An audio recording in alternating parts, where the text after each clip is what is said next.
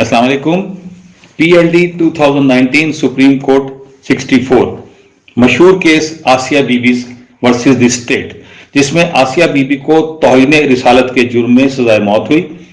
अदालत आलिया से फैसला बरकरार रहा और सुप्रीम कोर्ट में फैसला रिवर्स होकर यह खातून बरी हो गई। कुछ अहम सवाल सुप्रीम कोर्ट के सामने है। इसमें पहला सवाल यह था कि 295C का जो ऑफेंस है उसकी तफ्तीश का इख्तियार सिर्फ SP लेवल के ऑफिसर को हासिल है, दफा 156 ज़ाब्ता फौजदारी की सूरत में। और इस केस में शुरू में तफ्तीश एक सब इंस्पेक्टर ने की थी, तो इसका इफेक्ट क्या होना चाहिए।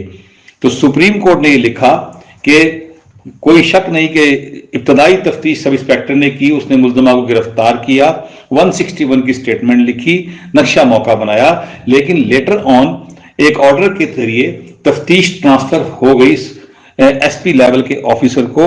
देयरफॉर जो भी कोई गलती थी वो रेक्टिफाई हो गई। यानी इससे नतीजा ये निकलता है कि कानून में अगर किसी स्पेसिफाइड ऑफिसर ने किसी स्पेसिफिक ऑफेंस की तफ्तीश करनी है और वो कोई और ऑफिसर कर लेता है, लेकिन लेटर ऑन वो तफ्तीश स्पेसिफाइड या डेजिग्नेटेड ऑफिसर के पास आ जाती है, तो जो पहले तफ्तीश किसी नॉन स्पेसिफाइड ऑफिसर ने की है तो वो लीगली प्रोटेक्टेड हो जाएगी। दूसरा जो सुप्रीम कोर्ट के सामने सवाल था वो डिले इन FIR। ये कॉमन सी बात है, लेकिन उन्होंने कुछ बातें बड़ी जबरदस्त लिखी उसमें। उन्होंने एक तो कहा कि हमने हमेशा ये चीज देखी है कि जब डिले होगी और डिले को प्रॉपरली एक्सप्लेन नहीं किया जाएगा तो ये प्रोसिक्यूशन के लिए फैटल होगी।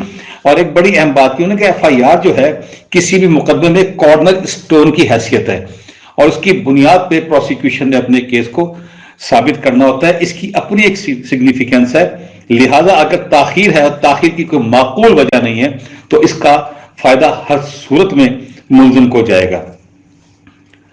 नेक्स्ट क्वेश्चन सुप्रीम कोर्ट के सामने था वो था एक्स्ट्रा जुडिशियल कन्फेशन।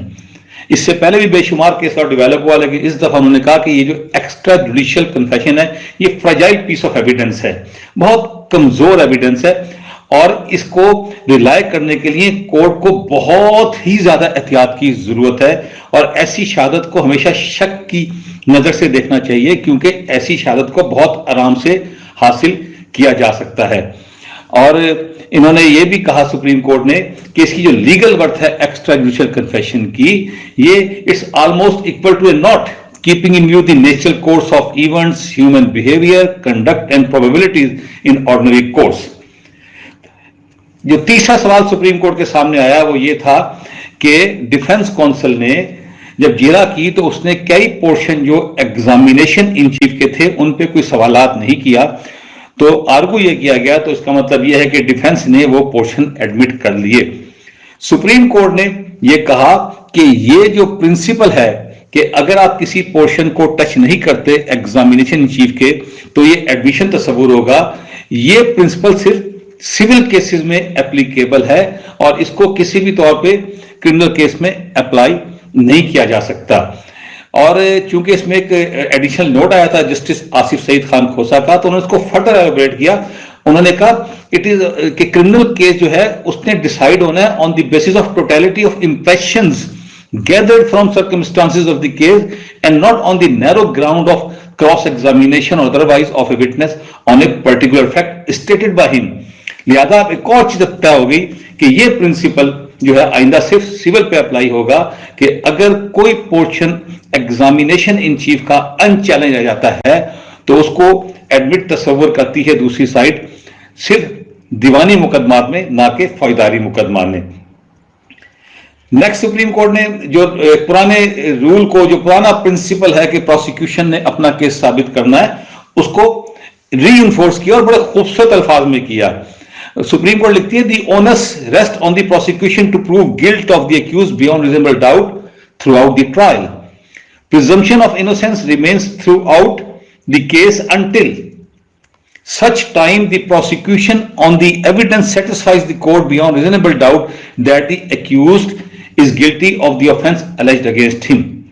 यहां पे रुके नहीं, उन्होंने दो और मजीद बातें की। उन्होंने कहा जी कॉन्सेप्ट है प्रूफ बियॉन्ड रीजनेबल डाउट और प्रिजम्पशन ऑफ इनोसेंस, ये दोनों एक दूसरे से जुड़े हुए हैं।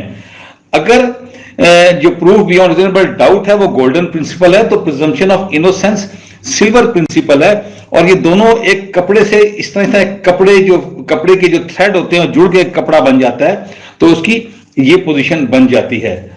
सो ये 4-5 चीजें बड़ी इंपॉर्टेंट थी जो इसमें सेटल हो गई। Thank you very much.